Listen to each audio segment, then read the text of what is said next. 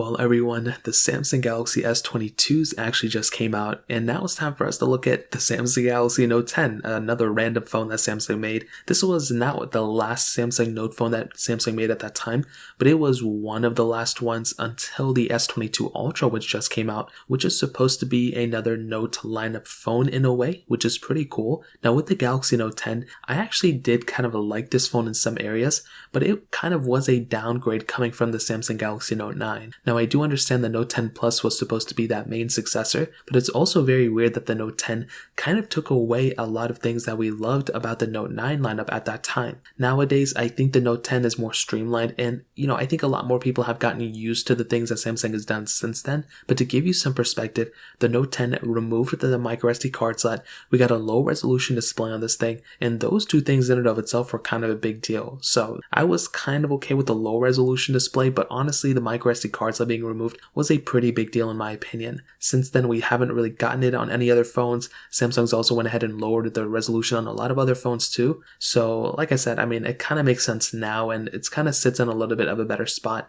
But I will say not all is bad. Samsung did actually support this phone with an extra year of software update, which was really cool, and I loved seeing Samsung do that. And they just did it again with the latest version of phones too. So Samsung is just, doing a really good job at just giving us a lot of features and everything too, which I love seeing. Now with a phone like the Samsung Galaxy Note 10, you have a 6.3-inch dynamic AMOLED display on the front. It's full HD, so 1080p, and I think it's a pretty good panel. It's definitely not a bad panel by any means.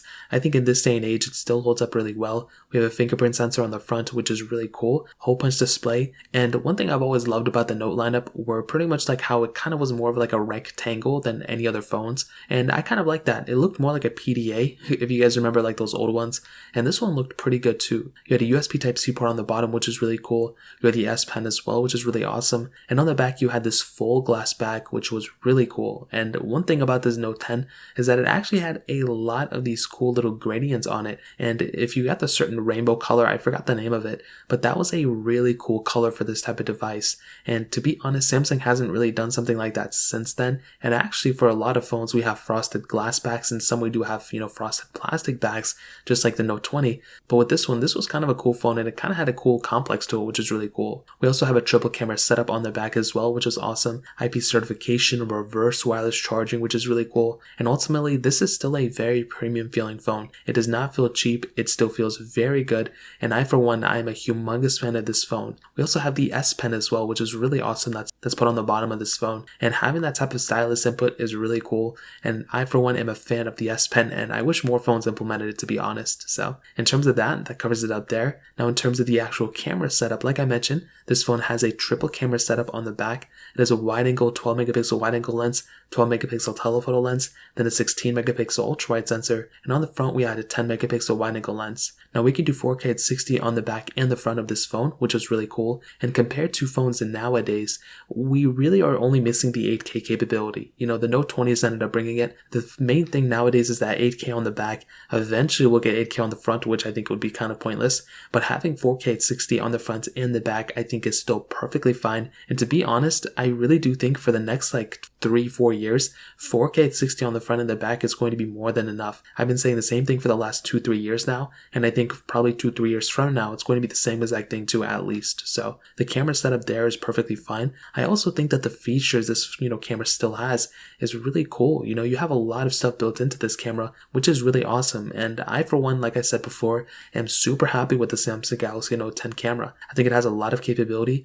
Is it perfect? I mean, the only thing that's even somewhat of a disadvantage for these type of phones is that, apps like Snapchat, TikTok, and Instagram, they don't really do a great job with the specific camera. Interestingly enough, though, Samsung has teamed up with those manufacturers to actually, improve those cameras for the Samsung Galaxy S22s. So maybe in the future, we could be seeing some, implementations of those things going on for these type of phones too, these older ones. Again, I don't know for 100% fact. We could end up seeing something like that. If I had to guess, it probably wouldn't come for the Note 10, but maybe for the S21 lineup and other phones like that. So I guess we'll see what happens in the future, but the Samsung Galaxy Note 10, in my opinion, still has a very good camera, and I don't really have a problem with it. I think it's still a very good camera, and if you're interested to getting one, then this is probably one of the reasons to go ahead and pick it up. So in terms of the camera, that pretty much covers it up there. Now in terms of software and longevity, this is another thing that's kind of important about this phone too. When you're getting something like the Samsung Galaxy Note 10, you're not really getting like the most popular, longest lasting phone anymore. You're getting a phone that's pretty much on one of its last versions of software. I think One UI 4 is probably going to be the last one it gets. If we're lucky, we'll get like another 2-3 years of security updates, probably like another year or two. But I still think, with the fact that this phone just got Android 12 and how Android 12 is like the most recent version of Android, I think you're still good for like another 2 years. The security updates are one of the most important things after getting Android OS updates, and Android 13 still hasn't even came out. We just got the developer beta like yesterday, and I think without a doubt, if you need to go buy a phone and kind of move on with your life, the Samsung Galaxy Note 10 is one of those phones I'd recommend if you want to get a phone now for a good price and you plan on upgrading in the next couple of years. If you want to get a phone now and you want to upgrade like 5 years from now, this is probably not the phone for you. I would probably recommend buying a Galaxy S22 or an S22 Ultra at that point. That is going to be a much better phone, and that is actually going to last you like 5 years. That phone is getting 4 years of full OS updates and then 5 years of security updates, so pretty much an extra year on top of OS updates of security. And that is a really cool thing that Samsung is pledging basically. So because of that, it really doesn't make sense to buy a Note 10 unless you plan on keeping this phone for like a year or two and then upgrading after. So in terms of that covers it up there. Now in terms of performance, this phone has that Qualcomm Snapdragon 855 chipset, the Adreno 640 GPU, and there was only one model of this phone with 8GB of RAM. Now, like I mentioned at that point, it is a little bit different when you have a phone like the Note 10 in 2022, mostly because it is a little bit dated, but it's really not a slow phone. I mentioned this in like my first ever review of this phone like 3 years ago, and I mentioned that, man, this is still a very, very good performing phone at that moment, and it's still a pretty good performing phone. It's definitely not perfect. The things that it's kind of lacking nowadays are like, 12GB of RAM, but 8GB is still more than enough. A lot of phones coming out now, including the S22 and S22 Plus, still have 8GB of RAM. The main thing that's kind of a disadvantage for these phones is mostly the lack of a 120Hz display. Now that has most to do with like the smoothness of the phone, not necessarily the speed, but when you have a phone that actually has a 120Hz panel, it makes things seem so much smoother. And because of that, it just kind of makes phones that don't have a 120Hz display feel so much slower. So again, I don't know if it's 100%. I don't want to go bash this phone all the time, but that is one thing that I saw. But for raw performance and comparing to other 2019 phones, this was actually a really good performing phone at that moment, and I still think it's pretty good. I mean, if you want to do basic things on this phone, it can easily handle it. If you want to go up a notch, and do like heavier intensive gaming and stuff, well, this phone will be able to handle it too. There's not a lot of things on this phone where you're going to be complaining about. I think, like I mentioned, the only thing you would even kind of remotely complain about is probably the, lack of 120Hz.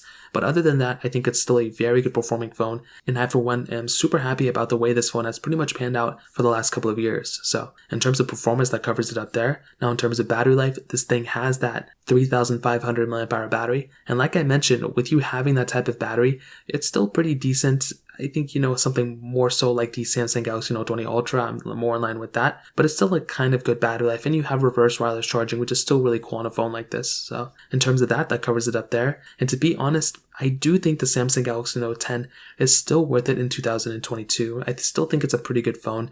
There's not a lot to hate on it. I think the only things that I'm even kind of remotely like, oh, I wish this was a little bit better here and there, probably software. I wish it was getting extra years. I wish it was more stock software, and maybe the 120Hz, and maybe a bigger battery. But other than that, I think this is pretty solid, and I think if you have a Note 10, I would recommend keeping it, but I still think it's a very good phone, and you can't really go wrong with it if you want to pick it up. But do keep in mind, if you plan on picking it up, you're probably going to want to update sooner than later. So in terms of that covers it up there. If you guys have any other questions or anything like that, let me know in the comment section below. Hit the like button, that'll mean so much, but definitely hit that subscribe button. More importantly than everything else, I love every single one of you guys. Hopefully I'll catch you guys in the next video. Peace out till then.